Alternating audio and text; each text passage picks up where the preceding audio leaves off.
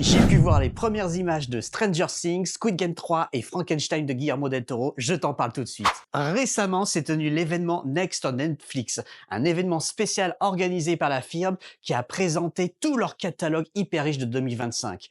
Impossible de tout vous parler aujourd'hui, mais en tout cas, je vous invite à découvrir tous les trailers qui sont sortis et notamment leur superbe TV spot qui est incroyable. Stranger Things, saison de finale, j'ai pu voir les premières images. On sait que ça sort cette année en 2025, sans aucune date de sortie précise, mais en tout cas, ils nous ont montré quelques images en mode making of. On y voit tous les acteurs avec beaucoup de scènes d'action ont été montrées et aussi pas mal de choses sur les monstres, les décors, etc. Ça a l'air vraiment excellent. Pas de spoiler ici, mais si vous voulez que je vous fasse une vidéo dédiée, n'hésitez pas à me le dire. Astérix et Obélix, le combat des chefs par Alain Chabat. C'est le grand retour du maître de l'humour. Et pour ceux qui ont adoré Mission Cléopâtre à l'époque, je vais pas vous mentir, vous sentez tout de suite la patte d'Alain Chabat et de son humour. Ça fait super plaisir. Ça sera une série animée en quelques épisodes. Et franchement, je pense qu'on va vraiment bien se marrer. Frankenstein de Guillermo del Toro. On a pu voir un premier teaser complet de ce film avec Oscar Isaac. Il n'y a rien à dire, je vais pas vous spoiler, mais Oscar Isaac crève complètement l'écran en Dr. Frankenstein. Le monstre est super bien fait